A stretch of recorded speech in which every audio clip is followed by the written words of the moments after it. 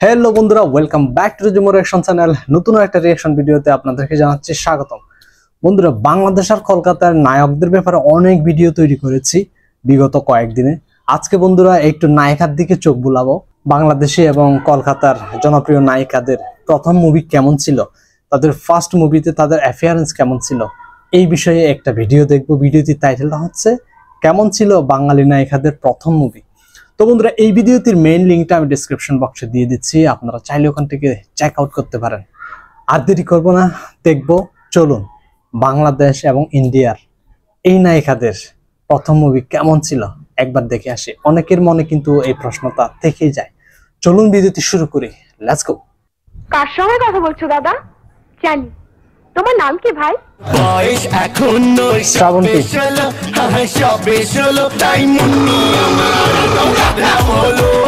Hello guys, কেমন আছেন সবাই? ভালো আশা আছি। করছি অনেক অনেক ভালো আছেন। আজকের এই ভিডিওটির মাধ্যমে আমরা দাপুটে সব শাবনূর বাঙালি বাংলাদেশের নায়িকাদের তাদের মৌসুমী, ক্যারিয়ারের প্রথম ছবি সম্পর্কে জানতে চলেছি। পূর্ণিমা। বাঙালি বলতে এখানে আমরা ভারত এবং বাংলাদেশ দুই দেশের বাংলা ভাষাভাষী নায়িকাদের ক্যারিয়ারের প্রথম ছবিগুলো সম্পর্কে জানতে চলেছি। প্রথমে বলা যাক পূর্ণিমার কথা। চিরযৌবনা এই নায়িকা প্রজন্মের পর প্রজন্ম ধরে এক এক প্রজন্মের ক্রাশ রয়ে গেছেন। রাইট। তোমার কারণে আমি অচল, তোমার কারণে উদাসী। অনেকের ক্রাশ। ক্যারিয়ারের প্রথম ছবি ছিল সেই 1998 সালে। তার অভিষেক ঘটে এ জীবন তোমার আমার নামক একটি ছবির দ্বারা। এত বেলা পর্যন্ত ঘুমাচ্ছ কেন? কটা বাজে খবর আছে? একদম কম বয়স ছিল বোঝাই যায় যখন পূর্ণিমার ফারুকের প্রথম সাথে। ছবির সময় তার বয়স খুবই কম ছিল। এরপরই বলা যাক কলকাতা থেকে কোয়েল মল্লিকের কথা।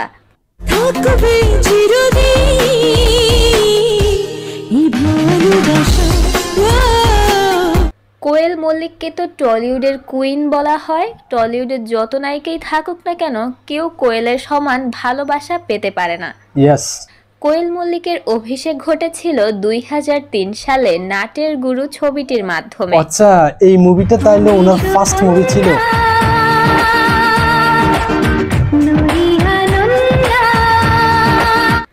যদিও এই ছবিটির পর কোয়েল মল্লিক যে খুব বেশি জনপ্রিয়তা পেয়েছিল এমনটি নয়।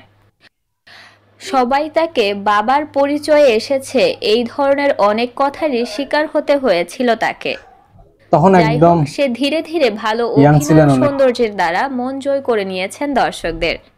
এরপরই বলা যাক বাংলা চলচ্চিত্রের শাবনূর। আরো একটি অবিচ্ছেদ্য অংশ শাবনূরের কথা।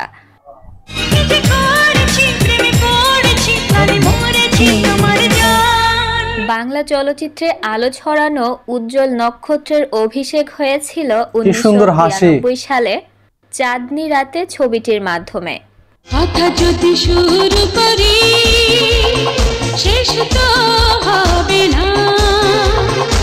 শাবনূরের তার 14 বছর বয়সে নায়িকা রূপে অভিষেক ঘটেছিল এই ছবিটিতে। মাত্র 14 বছর বয়সে। কিরূপকে? এরপরই থাকছেন প্রিয়দর্শিনী খ্যাত মৌসুমী। মৌসুমীর বাংলা চলচ্চিত্রে অভিষেক ঘটে সালমান শাহর সাথে 1993 সালে কিয়ামত থেকে এটা তো সবাই জানে। ছবিটির মাধ্যমে। একসাথে রয়েছি দুজন, এক ডোরে বাঁধা দুটি প্রাণ। ফার্স্ট মুভিতে কিন্তু দারুণ পারফর্ম করছিলেন মৌসুমী ম্যাডাম।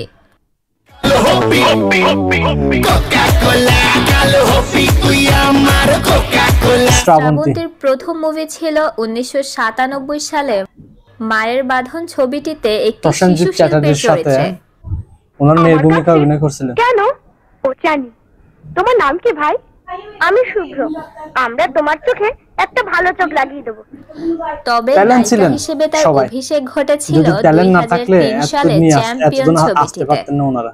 বন্ধু বলে ডাকো যারে। নেক্সটেই থাকছেন শুভশ্রী। শুভশ্রী। লাগে না কিছুই ভাল লাগে না, চল নিয়ে 7 সমুদ্র হায় হায় হায় চিঙ্কু না করো না। শুভশ্রীর অভিষেক হয় 2007 সালে পিতৃভূমি ছবিটিতে জিতের বোনের ছোট্ট একটি রোল করার মাধ্যমে। তবে তার সম্পূর্ণ নায়িকা হিসেবে অভিষেক ঘটে 2008 সালে বাজিমাত ছবিটির মাধ্যমে। বাজিমাত? আমি তো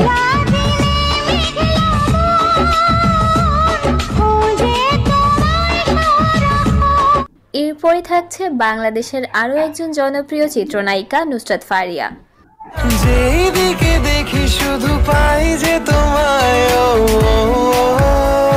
ওনার কোনো নতুন কাজ, নতুন মুভি ফারিয়ার আসতেছে না? চলচ্চিত্রে অভিষেক ঘটেছিল 2015 সালে জাজ মাল্টিমিডিয়ার আশিকি ছবিটির মাধ্যমে।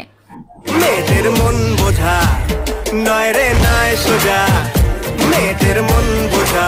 তার প্রথম ছবিটি ছিল দুই বাংলার প্রযোজিত একটা যৌথ প্রযোজনার ছবি।